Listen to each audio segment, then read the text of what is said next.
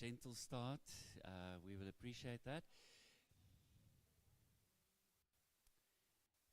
I'm going to say an official word of welcome and an introduction soon. But as we start, or before we start, I would like to ask Reverend Muzwandile Molo to come forward and open with a prayer for us. I won't make the mistake that I did yesterday. Those of you who weren't here, I accidentally bestowed a PhD on Reverend Molo. I'm sorry. Thank you. Let us pray. You, God, who creates us for love, invite us to justice and inspire us to a love of sharing, to a life of mutuality and solidarity. We present ourselves this evening, called by your vision for the future, in the context of the fracture of today.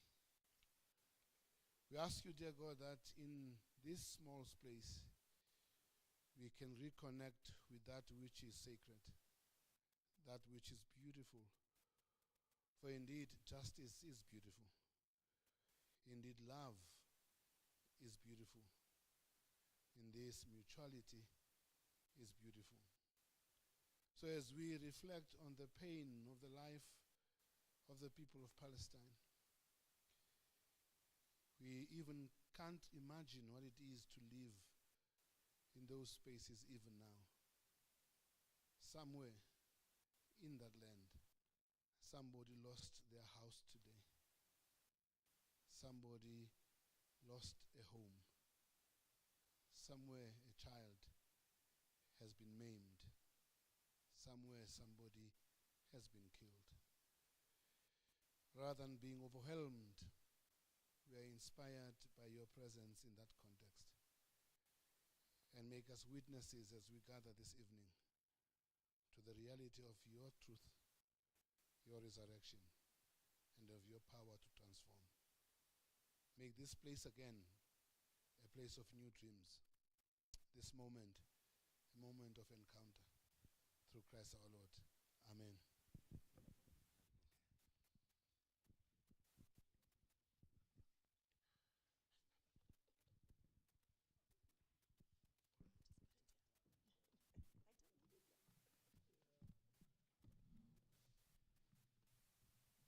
Dear friends, again a word of welcome.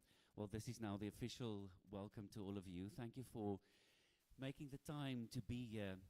A time of deep division calls for courageous and honest and safe conversations. So that is my prayer, adding to Reverend Molo's prayer just now, that tonight we will have a conversation like that. Above all, I also think that it's a time for embodied conversations, because so many of the destructive conversations that are taking place happen online, and those are not always helpful. So to all of you, thank you for being in this space tonight. It is then my honor to introduce Reverend Frank Chikane to you. Just a second. Most South Africans know this very incredible human being. Frank Chikane is an emeritus pastor of the Apostolic Faith Mission of South Africa, the AFM.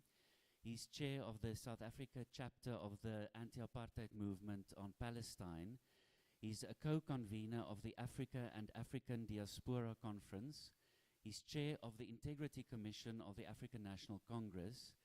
He's a former Director General in the Presidency and Secretary of the Cabinet, and a former General Secretary of the South African Council of Churches, and former moderator of the Churches Commission on International Affairs, NEC member of the ANC and the UDF, and director of the Institute of Contextual Theology.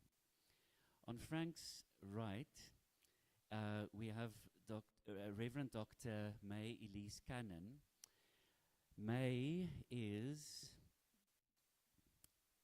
the Executive Director of Churches for Middle East Peace, as well as an author, speaker, advocate, and academic historian who cares deeply for people living in contexts of war and violence and under oppression.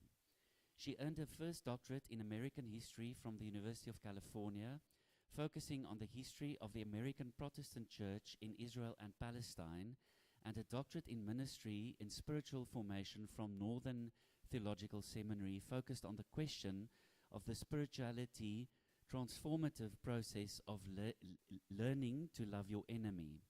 She holds an MBA from North Park University, an MA in bioethics from Trinity International University, and an MDiv from North Park Theological Seminary. She is the author and editor of several books, including her most recent edited volume, Abortion Abolition, Beyond Pro-Life versus Pro-Choice Politics, as well as Beyond #Activism, Comprehensive Justice in a Complicated Age. Her edited volume, A Land Full of God, Christian Perspectives on the Holy Land, provides diverse Christian perspectives on the theology, spirituality, history, and politics related to the Israeli-Palestinian conflict. Her work has been highlighted in many international outlets, including the New York Times, Washington Post, Newsweek, Haaretz, and many others. It is indeed a privilege to welcome both of you tonight. Can we please give them a round of applause?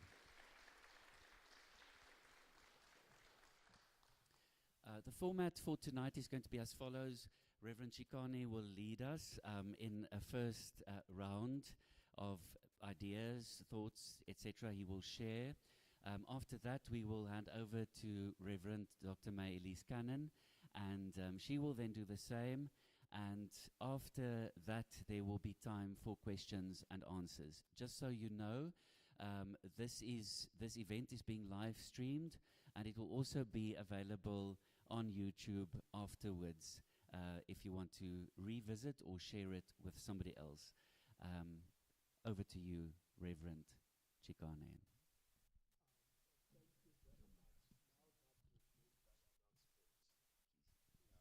Now that you've made that announcement, Hold it close.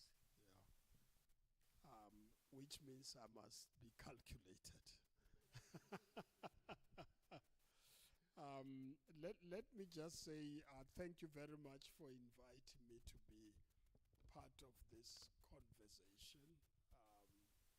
My initial invitation was that we're going to have a conversation. So I'm hoping that we will have a conversation. Thank you. Secondly, I would like to recognize Reverend Dr. Mike, and thank you for sharing this platform with you, and for the great work that you are doing. And I'm sure we'll hear more about that, of your work. I won't try protocol here because I'll get it wrong.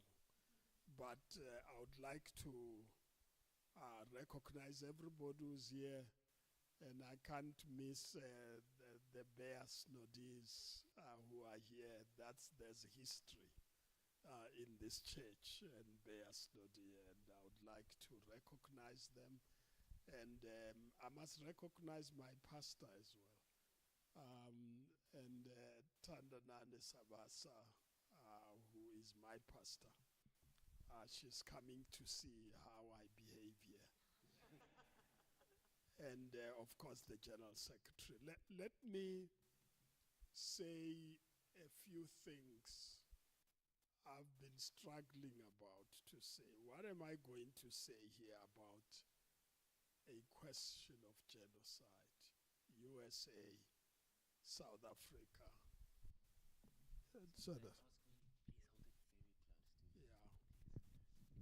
A question of genocide, that's better.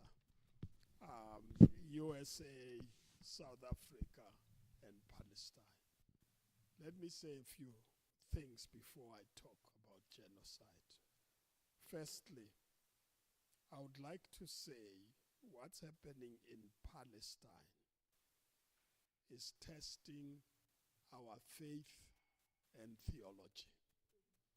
And I thought apartheid South Africa was the best test, but I think Palestine and the Middle East are becoming the test for our faith. I would like to also say that this is the place where Jesus was born. This is the place where he carried out his ministry. This is the place where he died. When we were there in 2015, and when we chose to stay in Bethlehem and go to the conference on the other side in Jerusalem. And when we left Bethlehem in the morning, they said to us, well, Jesus was born here. We can't go where he was crucified. But he was crucified the other side of the wall. That's how they put it to us, where we can't go. And that tells you a big story about the crisis of our faith. I would like to also say there is also the issue about the greater, I want to call it greater Holy Land. You know, we always talk about Holy Land and debate about the definition. But many people don't know until you go to Iraq and you stay in Babylon Hotel. Then you know the biblical areas where the drama happened, if you want to put it, the sin happened. It's much more wider. And what you call Iran now, it's Persia. And those are the areas where the issues of faith were tested. And so I would like to say what's happening there, Iraq, Babylon, Iran, Persia, Lebanon, Israel, Palestine, it's where Jesus was and where he died. I just want to, and I'm generalizing in terms of the area. And it is quite a crisis for me that where Jesus died, there's no peace. And he died for the world. He brought peace, but there's no peace. Palestine also tests the issue about genocide. I just want to say, genocide has been happening for a long time, except that 1948 made it a law. That's the difference. But there have been many genocides on the African continent, in Asia and other places. The WCC spent a year, I think 2 years or 3 years ago, dealing with the issues of genocide on the African continent before 1948. And the deaths of the slaves, Africans who were taken to slavery, the way they died on the way in the ships, in boats, falls within the definition of genocide. Lots of the colonial activities fall within the definition of genocide. But today I want to talk about the genocide were given by the law, 1948. And I want to also say, we as black people in this country were not there. We're represented there by Jan Smuts, our oppressors. And they sat in the United Nations and adopted this convention. This is one convention the United States also adopted. You know, the United States doesn't comply with international law. They refused to sign the Rome Statutes, and they asked us to exempt them. When we said no during Mandela's time, they withdrew financial support for South Africa because we couldn't let them be exempt from a law that affects everybody. And today, they would say we're not subject to the International Criminal Court. We're not subject to the International Court of Justice. And when the International Court the International Criminal Court acts, they apply sanctions against the officials and the judges. As we speak now, just Google those officials who said the Prime Minister of Israel should be charged, prosecuted for committing crimes against humanity. Sanctions have been applied against them. It's Khan who was in there.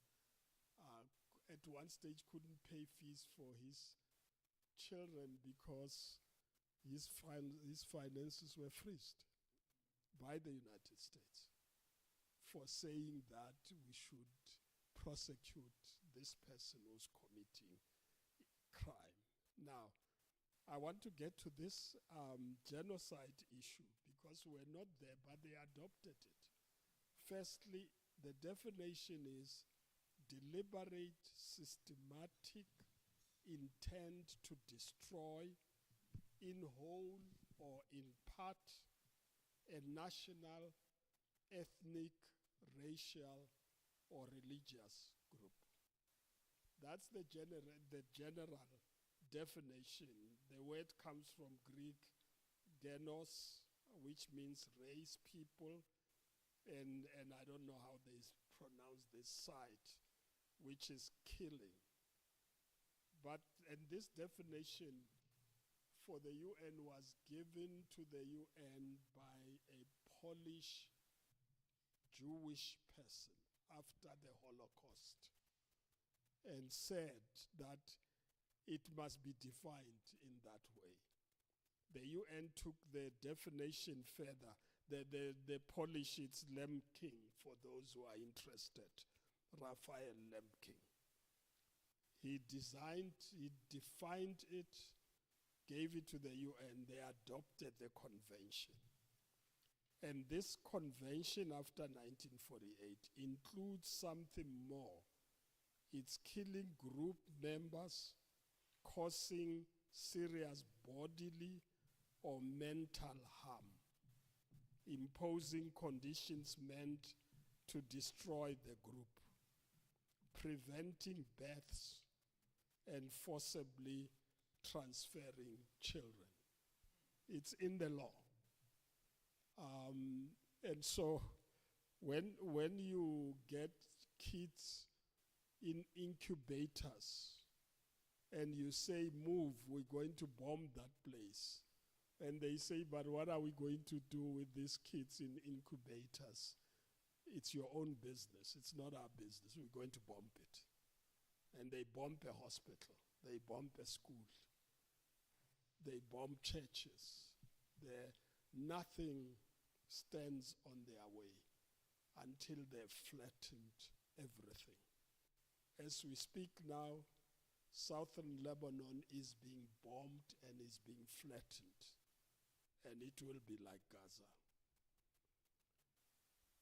The question is there justification for genocide? The answer is no. The law, 1948 Genocide Convention says you can't commit genocide whatever the reason. There's no reason anybody should have to commit genocide.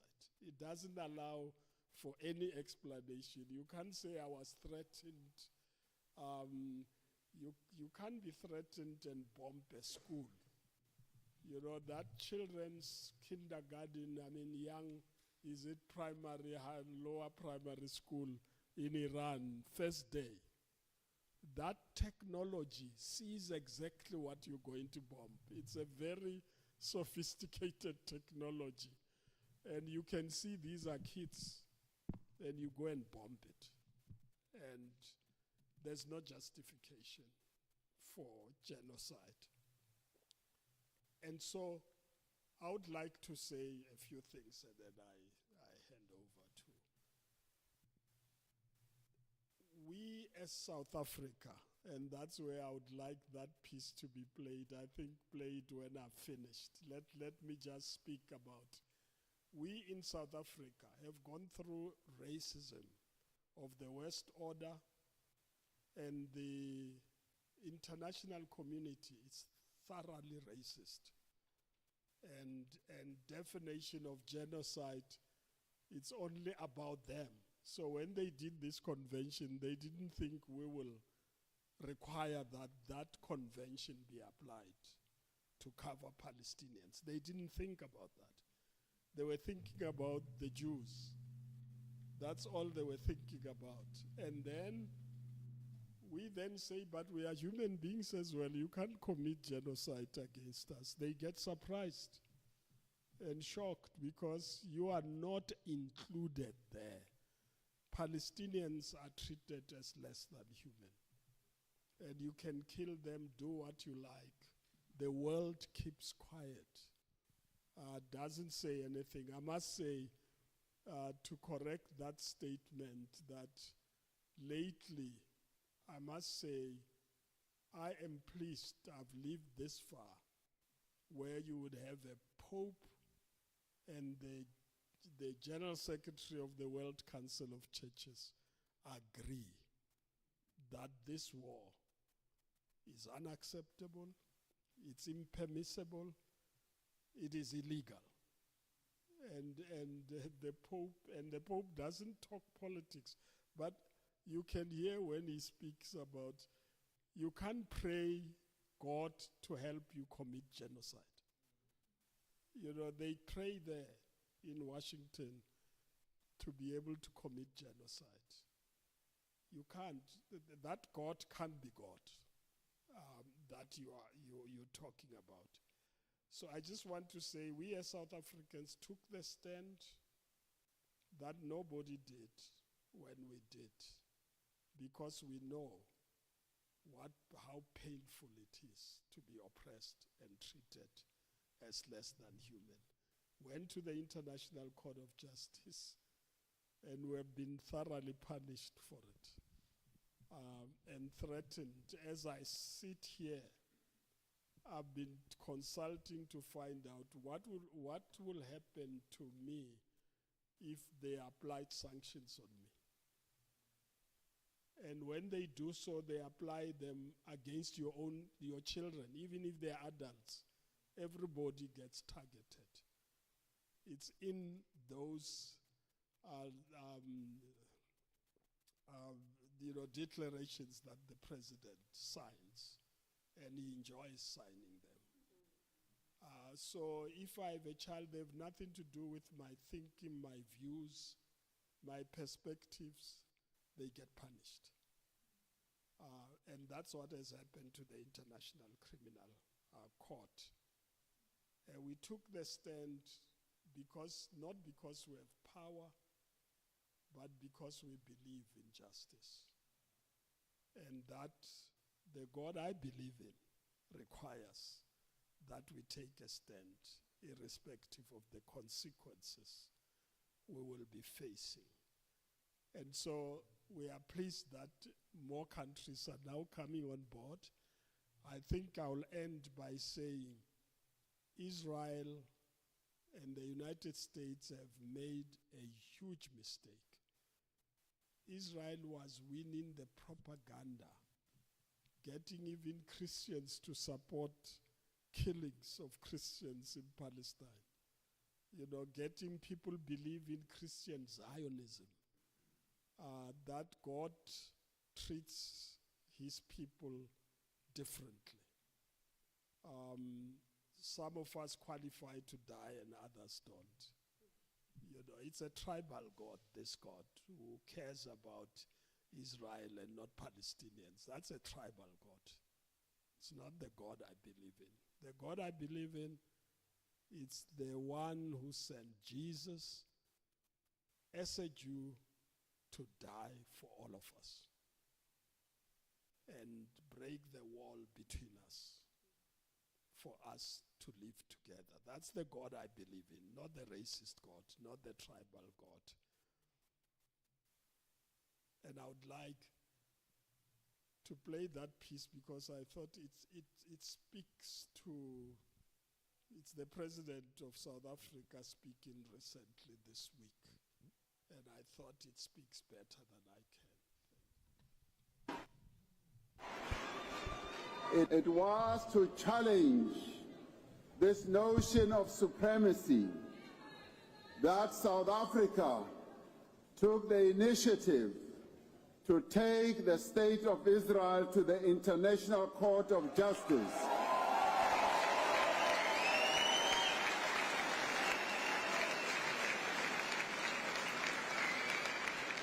And even as we did, we were criticized, we were challenged, we were even insulted, but we stood firm.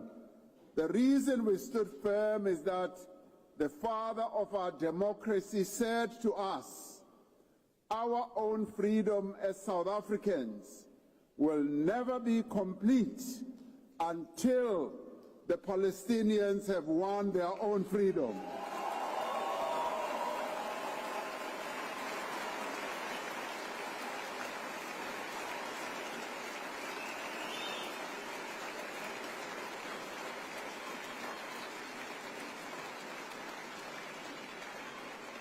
So today, we are happy and pleased that many other countries have realized that South Africans, by taking the State of Israel to the International Court of Justice, was not mad.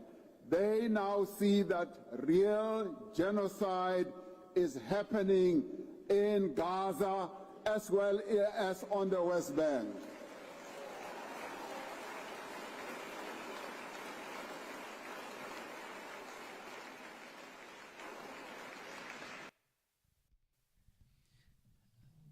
Reverend Chikane, just for context, that was in the last 24 or 48 hours, right? It was. Thank you. If we can maybe just close the curtain again for the sake of the live video. Yeah. This was in Spain. This is in Spain. Yeah, it was in. Yeah, it was. It's in Europe, so it was in Spain. Yeah, it's recent. It's not. That's why I felt I could have said the same. But I think you can see even the president, it's not about that we are better. It's that we came out of this pain. And we have no choice but to take a stand.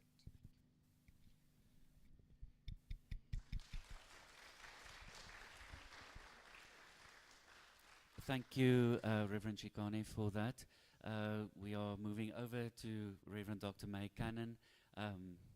We are eager to listen. Thank you. Thank you for creating the space for this conversation, Rudy. And I'm afraid I'll get emotional if I say how much it means to me to be seated at this man's right hand. Reverend Chikane not only is a hero of the anti-apartheid movement, but he's played a significant role in my own life. And his grace towards me personally, and your humility and the embodiment that you have lived in the anti-apartheid struggle for your people, for South Africa, and for Palestine, it's humbling. And so I'm grateful. I've been called the last 3 years a weeping prophet because sometimes when I speak, I just weep the entire time. And I think as an American, that's actually an appropriate posture in this moment. I am ashamed of my country. I'm ashamed of our president, and I'm ashamed that Christians are supporting atrocities in the name of God and in the name of Jesus. And we were having a conversation today with some pastors here, and someone said it's so complicated. And I didn't speak up in that moment, but on the car ride home, I'm not very patient. There's many things about me that are not Jesus-like. And I was so frustrated because it's not that complicated. Romans chapter 12, verse 9 says this: love must be sincere. Hate what is evil and cling to what is good.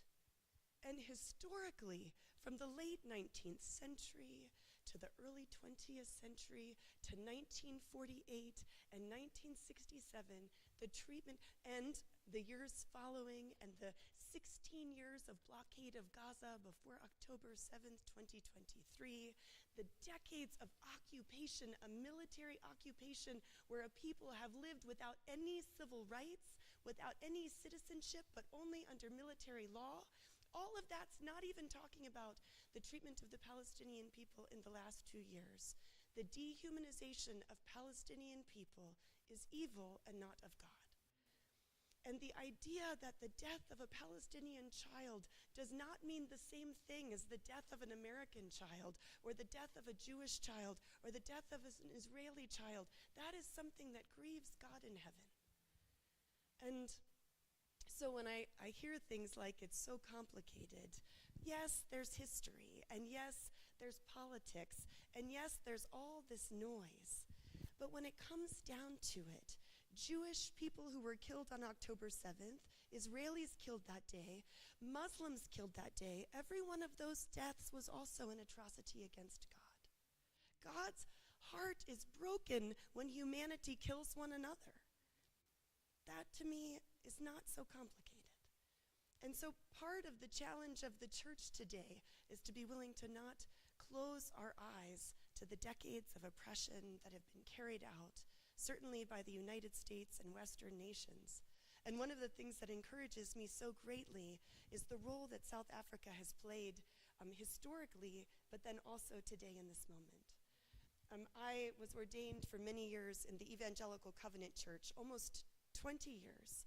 And just in the last 2 years, I changed my ordination to the Reformed Church in America because the Covenant was not willing to talk about issues that are controversial. They said, we don't want division in the church. Does that sound familiar? I think you've had some conversations like that here in South Africa. Unity does not mean not addressing issues.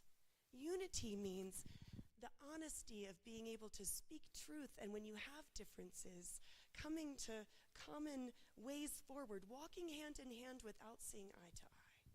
That's a part of what we're called to do as the church. And so when I started to research different denominations, I was familiar with the Reformed Church in America, and I started to do the research of the creeds of the church. And I came across one I had never heard of. Do you know which one it is? It was birthed here in South Africa by ABSA and leaders from the Uniting Reformed Church. It's called the Belhar Confession. I had never heard of the Belhar Confession, and I read this creed of the RCA, and it was speaking about equality. It was speaking about unity, but not false unity, unity that addresses injustice. It was speaking about all of these issues of the day, and I felt my heart stirred. And so it was very clear to me that the Lord was calling me, and the RCA graciously accepted me, and so I was ordained in the Reformed Church in America just this past year. But the Belhar Confession was written in response to apartheid here in South Africa, and yet it speaks to every injustice of the day. If you read it and read about racial justice, and you read about the call for equality, but not compromising on issues of human rights, it speaks to Israel and Palestine today. And so part of why we're here, I have the privilege of leading a delegation of a few pastors from the Reformed Church in America to ask the question of how can we as American Christians learn from the anti-apartheid struggle here in South Africa, but how can we also respond to what's going on day by day by day? And you may think right now that there is a ceasefire in Gaza. Starting October 10th, 2025, there was a ceasefire. And what that means is that every day, bombs are not killing 50 or 100 or 200 or 300 Palestinians. They may only be killing 1 or 2, or a half a dozen or a dozen. Every day in Gaza today, Palestinians continue to die. And in the occupied East Jerusalem and the West Bank, you have an ethnic cleansing where the Palestinian people continue to be displaced, where Christians are disappearing not because of Muslim persecution, but because they're living under a military occupation that is being further militarized by my country. One of the things that we heard from children in Gaza over the last couple of years, they would say, Americans, these Christian Americans, because they see America as a Christian country, what are they going to give us from the sky today? Will it be bread or will it be bombs? And I have to say to you, what kind of gospel message is that? This Christian nation of America that sends bombs, that is killing, we've killed more than 15,000 children in Gaza in the last couple of years. And that's not counting the hundreds of deaths in the West Bank. And I think we have to also talk about October 7th. October 7th, 2023, nearly 1,200 people were killed in attacks by Hamas and other militant groups. The vast majority of them were Jews. Now, we can step back and say there's a political reason, and there can be a conversation about why did October 7th happen, but I go to that verse that says, hate what is evil and cling to what is good. I have spent time in the kibbutzim on the Israeli border. I've spent time with Jews who have lost their neighbors and their loved ones and their family members, and they even still say, we know that until Palestinians have freedom, we will never have security, and we will never have peace. Mother Teresa says, the reason that there is no peace is because we have forgotten that we belong to one another. The future of Israelis and Palestinians is inextricably linked. You'll never have security for Jewish people until you have liberation for Palestinians. And you'll never have freedom and justice for Palestine until the fear of the Jewish people is acknowledged. October 7th is viewed by Jews around the world as the worst atrocity since the Holocaust. And you may say the fear is illegitimate, but October 7th validated that fear. It was an exclamation mark at the end of the sentence. And so, friends, the church, and I'll speak about the church in the United States, but I think it may extend to the church here in South Africa as well. We've not only failed our Palestinian brothers and sisters, we have failed our Jewish brothers and sisters as well. And so part of our role is to not ignore the truth of what is happening. A mentor of mine is a Muslim gentleman by the name of Dr. Maadi. He just died this past year, a Palestinian academic, and he said, if the truth is not spoken, the truth will be lost. And one of the realities that we have, at least in the United States, and I would imagine it's true in other parts of the world, the stories that we hear are only the stories that validate the narrative we already believe. We don't hear stories about Palestinian mothers. We don't hear stories about the vast majority of Muslim and Christian Palestinians who all they want to do is be able to raise their children without fear that they'll be arrested in the middle of the night by the police. I heard a story today of one of your heroes of the anti-apartheid movement, and he told a story about being arrested as a young man, and it was as if you could replace the story. It is what is happening today to Palestinian children and Palestinian young boys and Palestinian girls. Often children in Palestine will not sleep in their pajamas. They sleep in their clothes because they fear that they will be arrested in the middle of the night with dogs, taken into police stations in settlements, and then beaten and held under what's called administrative detention. Palestinians can be held for 10 years with no charge, no court case, no adjudication. It's under military law. Administrative detention.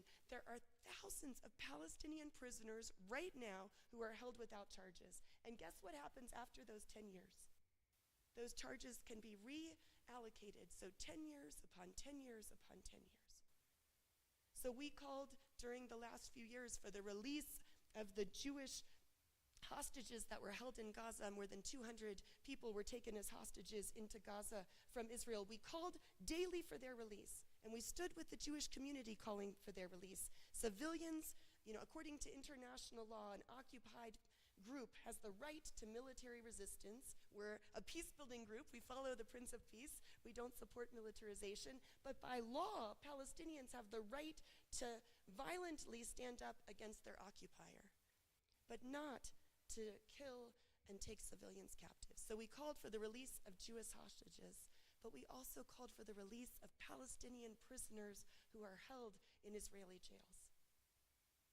Friends, the idea that the genocide in Gaza has ended, it's just like closing your eyes. Nothing has changed. There was a blockade of Gaza for 16 years prior to October 7th, and after that, the withholding of humanitarian assistance and food was used as a weapon of war. There are reports that show that the calorie count of what's needed for the 2 million people plus living in Gaza, the calorie count was just diminished during the 16 years of blockade. But then after October 7th, for weeks, not one truck was allowed in. Prior to October 7th, it took 500 trucks a day, at least 5 days a week. The number of trucks that have been allowed to go into Gaza is minimal. Gaza is being starved right now before our very eyes, and it continues. And part of why we came to South Africa was because we preached this sermon that says, if we have faith in Jesus, we must have hope. And the two examples we have of hope are Northern Ireland and that apartheid fell in South Africa. Now, granted, we romanticize it. We lift up Mandela as someone who didn't advocate for violence. And I came here, and actually, when you read The Long Walk to Freedom, when you hear the messages of Mandela, he said, it's the oppressor who determines the mechanism by which the oppressed seeks their freedom. He said violence was actually necessary because nonviolence was tried for decades and didn't work. Friends, the chance that we have for this tide to be turned, it's disappearing before our eyes. And if we think that the last couple of years has not created decades and decades and decades of more violence, then we are ignoring history. And all the while in the United States, we have this conversation that ignores all of these realities. So my invitation and my plea and my quest, the church in South Africa has such a critical role to play. And I believe it's the leaders of the anti-apartheid movement and those who have fought the good fight and those who've been faithful that we need to learn from. But I also believe the white church in South Africa has a role. You have a painful history. And I think that you have learned lessons that the world needs to hear from you.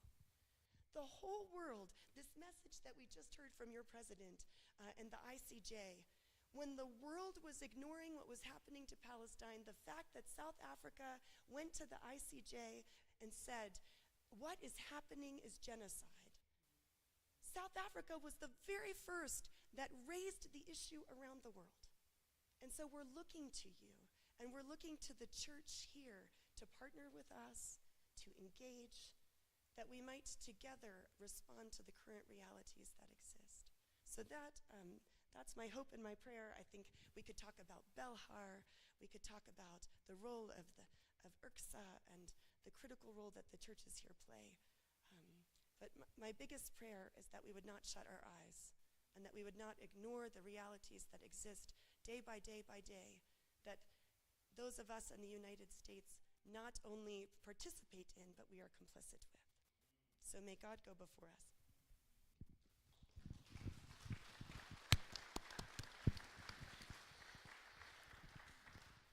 I'm going to come towards you in case anybody has a question, so you can also just be on the mic for the sake of the broadcast. Any questions or responses to either Reverend Chikane or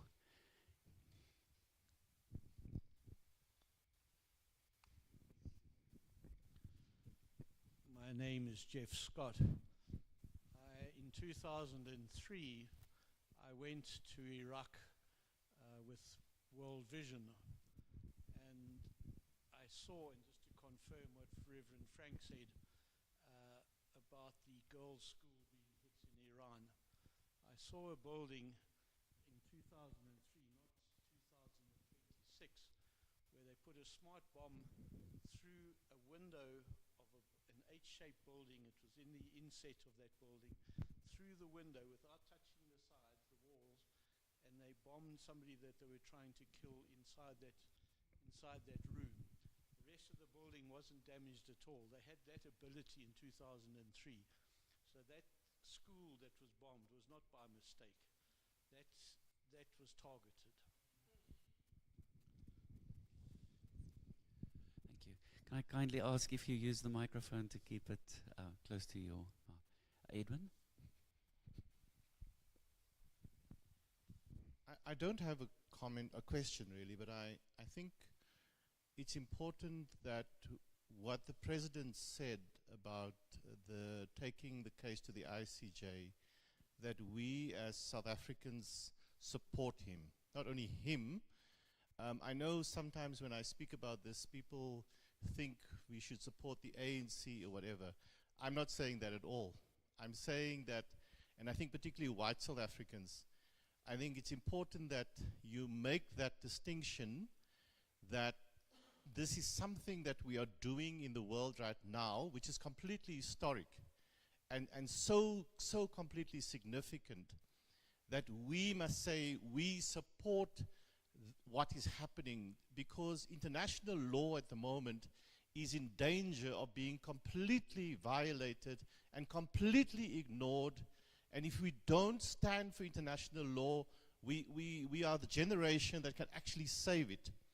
And so I think there's more plea to everyone that we find ways to say, even though I don't want to support the ANC, you can say that, because no one should be telling you to support the ANC, but that you want to say this is an important thing and that we support this case that our government has brought to the International Court of Justice, that we as South Africans, we support, so that the President doesn't stand on his own there and only get applause from international audiences, but he actually gets applause from South Africans as well. That's what am I pleased for tonight. Thank you. Thanks, Edwin. Please, I hope you are thinking of responding to any of the comments made. Thanks, Dominic. Yeah, my question is, I'm not sure it's a question or comment, but as we know that the case of Israel, it's not a pathology that they are struggling with or the sickness, but it's the issue of thought. It's a history of their thinking behind. I mean, maybe if one can pose it as a question, if Murutu can explain more about the architecture that created that division, which is the school of thought that influenced that more. Somebody spoke of Zionism, which is the main idea behind the hatred. But also, my second question, which is, as you spoke about the 1948, which was the international law was caught by the blind spot, where they couldn't see what Hitler was coming up with. They thought their laws were in place. So, and then that's where the whole issue came in when they thought it to make it law. Because we know before that, as you explained, that genocide was not a new thing. When we know here in the country, in Queenstown, you know, Mgijima story and the Namibian story of the Nama people, when the Germans practiced that before they've done it to the Jews. So I'm saying now that it's coming again to attack humanity. And then you mentioned institutions like UXA and others that are trying to come up and help to influence the paradigm or to bring a thought and enlightenment to what is challenging humanity. So I'm saying with that spirit, can we avoid in the 20th century that the same blind spot that hit at the international community when genocide happened behind their back, when they were busy creating laws to govern, to do legislation, without being aware that the same institutions that they are creating, they are neglecting the same people that they are trying to protect with the agency when they were hit hard during that time. So my concern is basically to say, can something be done to avoid the same attack that happened during that time by the institutions that are currently being progressive or trying to be proactive? Because, I mean, the truth is, this might not be the last time we're being hit by something like this as humanity, not only in Israel or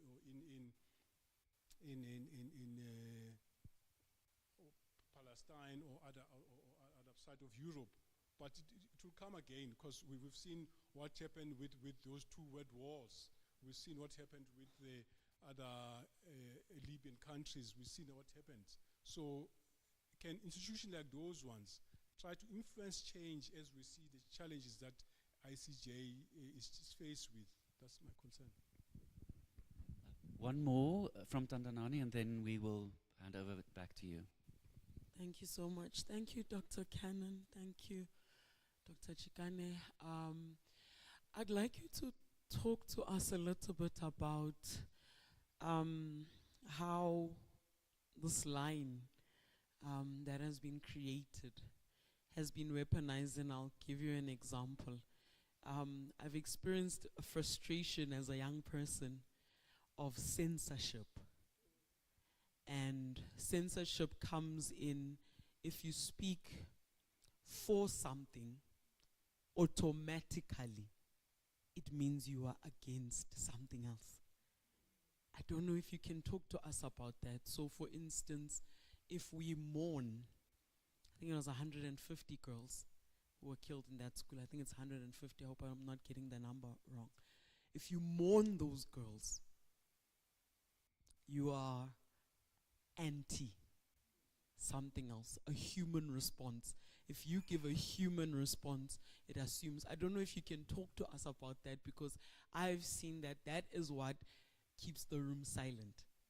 Because if I do, with an inch of my head, just nod, just a little nod,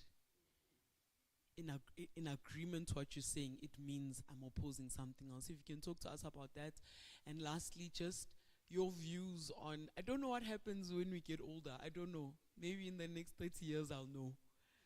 But in South Africa, when my grandparents had given up and felt that the system was a giant they would not be able to slay. My mother was one of the young girls in Morris Isaacson, 1976, who was of a generation that believed, but we can take on this giant. And even in the present day, when no one was saying anything, the Gen Zs were the ones demonstrating in universities. Gen Zs came up with cancel culture. We will not eat from McDonald's. I'm just making an example. I'm not saying to anyone they mustn't buy. But Gen Zs were the ones who were saying, let's research who are the people, who are the brands and companies that are supporting this genocide. And they are the ones with their cancel culture who came up with that. How can Gen Z speak up? How could the young people of 76 speak up when their parents couldn't? Why is that still the case in this day? If you can just speak to us about that, because I think that's where the silence comes from. The fact that if you dare say anything, you might be accused of being anti-something else. Thank you. I am going to break my commitment briefly and just give a short opportunity, please, because I need to. Reference was made earlier to the big role of propaganda in all of this, and I think one of the things that is for Christians very difficult in this is the question of Christian Zionism. Please can you explain how this come about, what role does it play, and how does the circle get squared between Christian Zionism when you have all this horrible stuff that we've been speaking about tonight?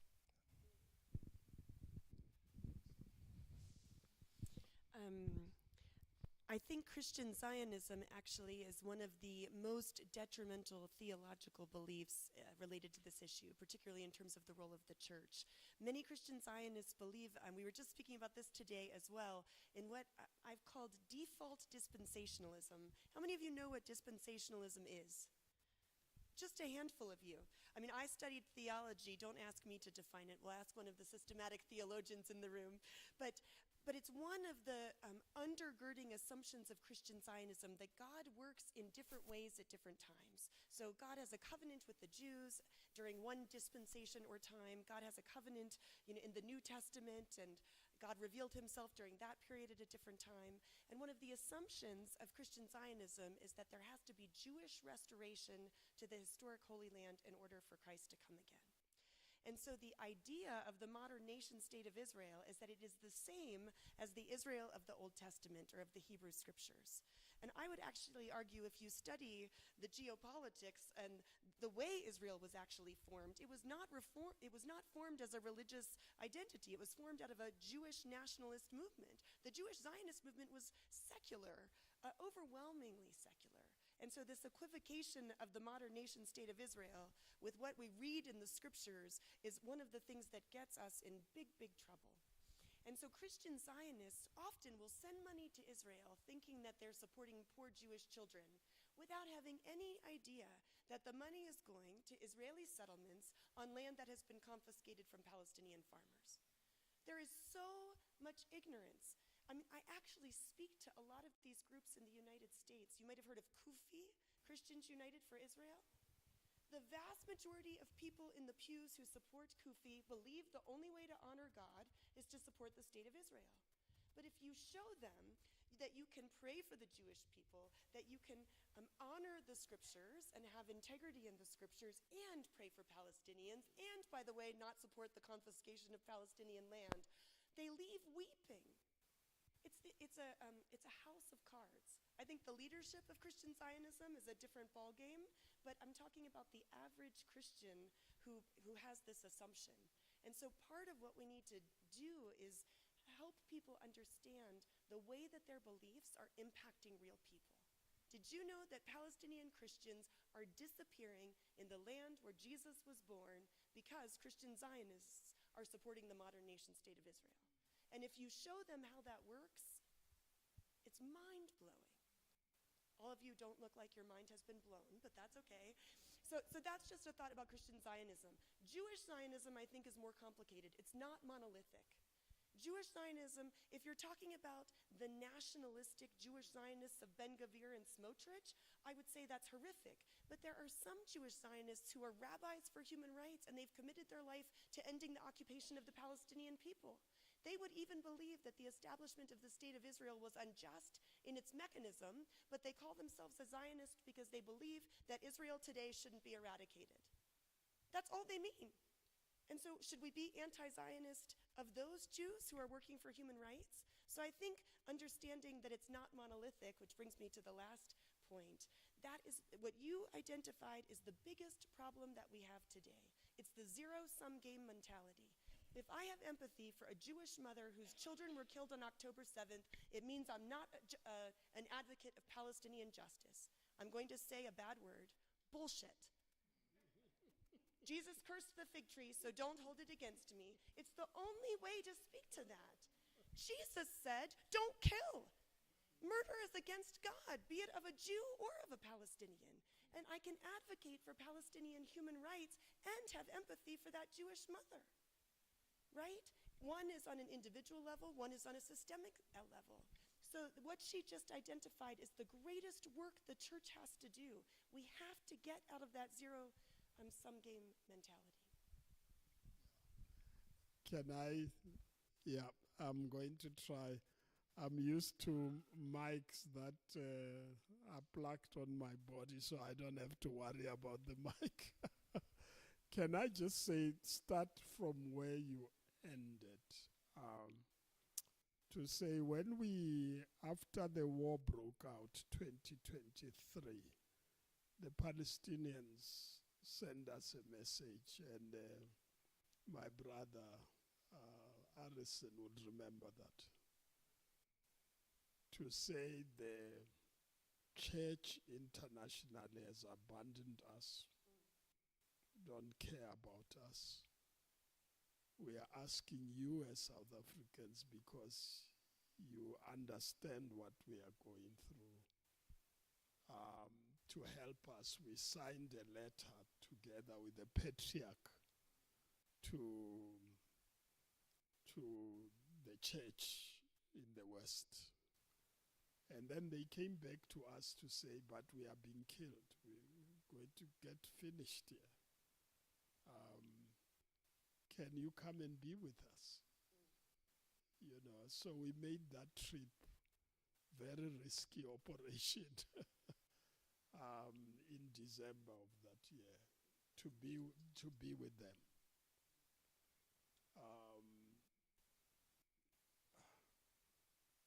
And when we were there, I said to our hosts, I want to go to Tel Aviv, where the parents of the families of the hostages, I'm putting it in quotes because when I was in Jordan and I talked hostages and Palestinian prisoners, a young woman stood up and said, "What's the difference?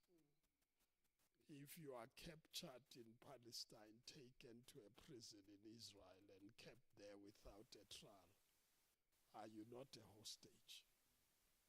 And they made me stop using the word. Now it's all of them are hostages. Because if you are captured then taken to that prison, you are a hostage.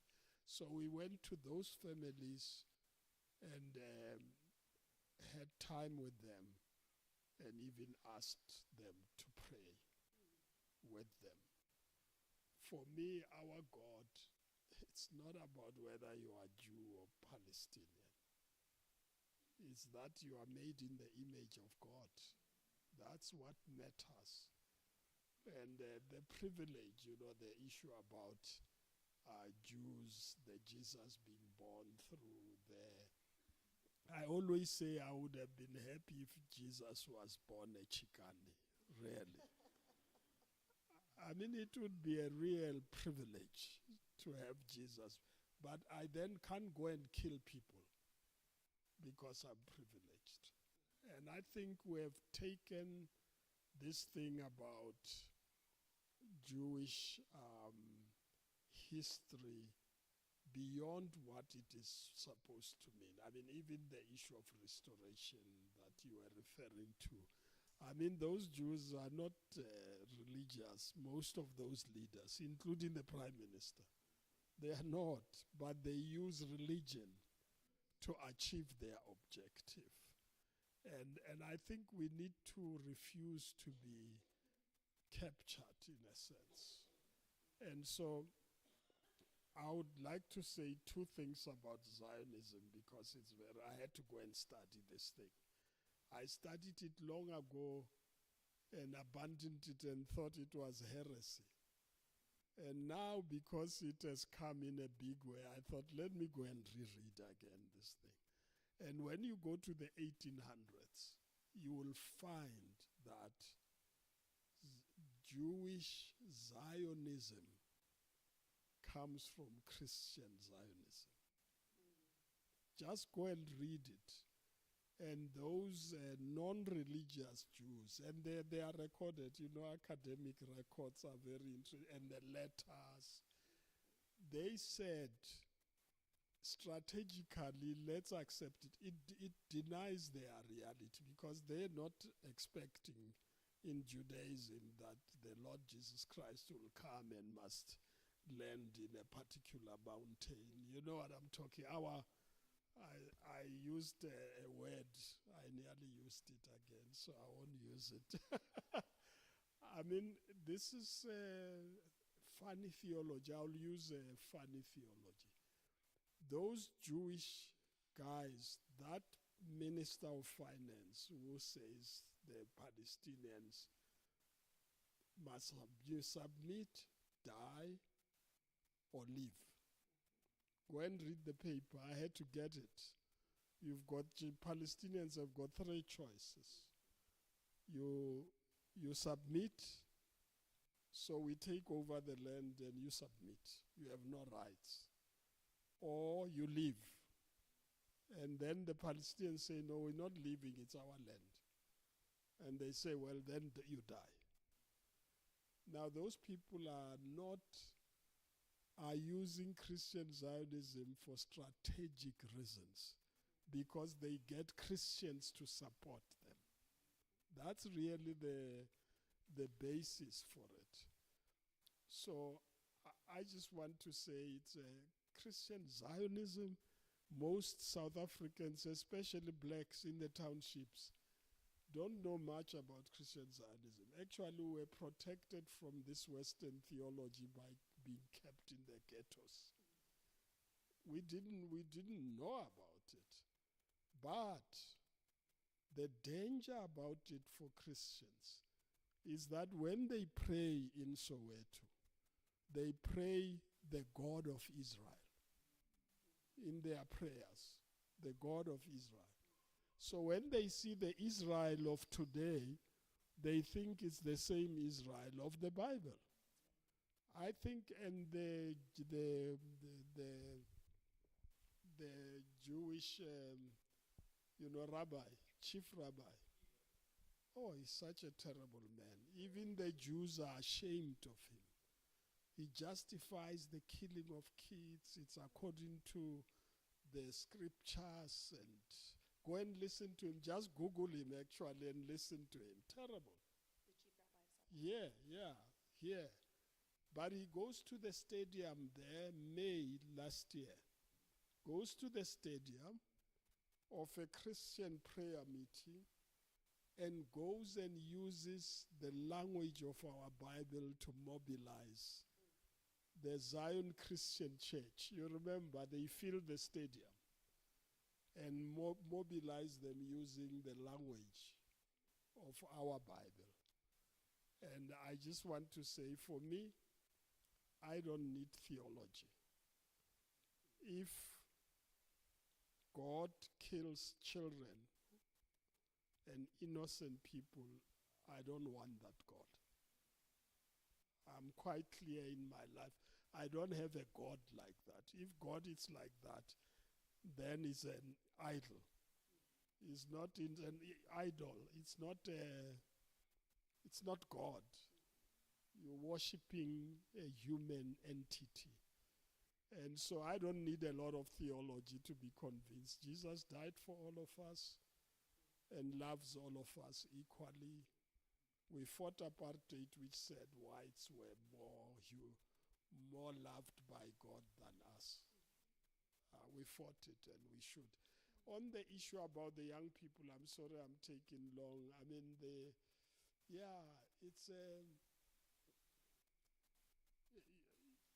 I was talking in Bloemfontein this week to another group of young people. I won't tell you who they were. And who are waiting for the adults to allow them, you know what I mean, to open space for them. Please allow us, or please, can we be part of the leadership? You know, this struggle about young people should also be in the leadership. So I said to them, the June 16 kids didn't wait for adults. And the young man who wrote the letter to the minister a few days before June 16 just passed away now recently. He's now an old, he was in the 60s. But he wrote that letter. There were young people in a high school to say, we are against this evil, and please stop it in our schools. I won't go into details.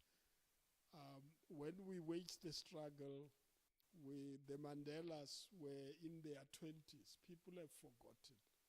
Lembede, who set up the Youth League in the 40s, was less than 30 years.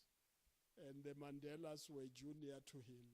They were 25, 20, whatever. And they took on the system. So I think, the church, of course, punishes you. I was suspended for 9 years. I still am looking for a pastor who was suspended for 9 years. Others just sin and then they suspend them for 1 year and they come back again. 9 years. But it was because you take a stand in the church and they discipline you.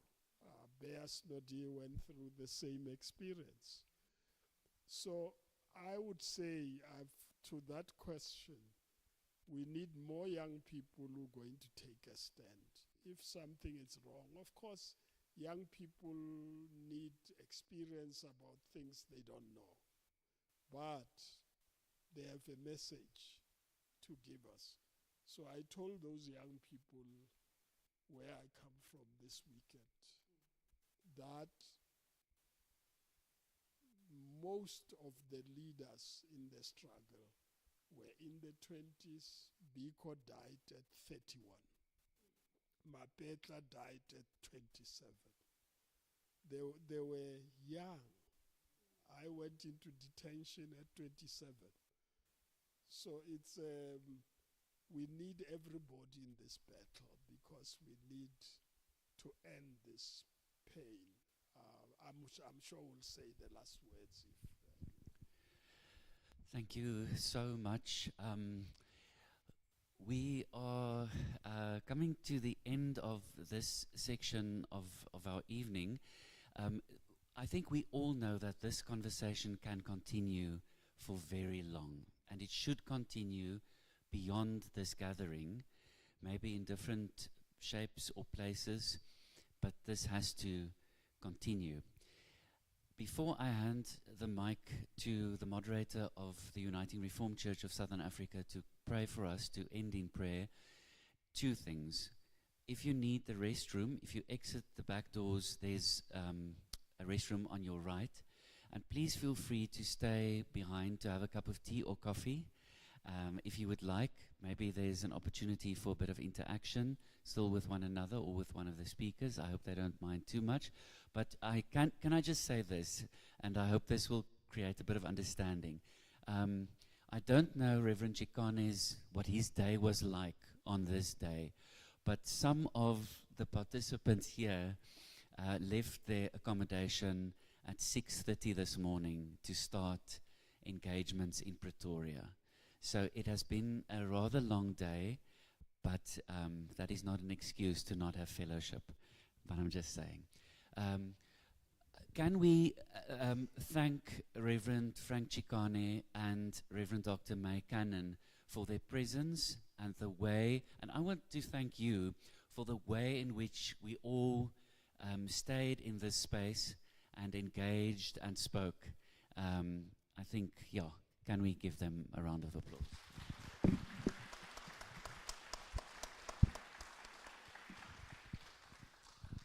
Professor Lepo Modise, to pray for us. Thank you so much. Let us pray. Morena le modimo wa rona, o utlwe ra rapela. God of justice, you have been good to us. You have given your people wisdom to guide us and to open our eyes. As we retire to go and sleep, go with us to different places. Protect your people who are bringing the good news, who are opening up our eyes, who push us to justice, who told us that justice should roll like the streams of the water.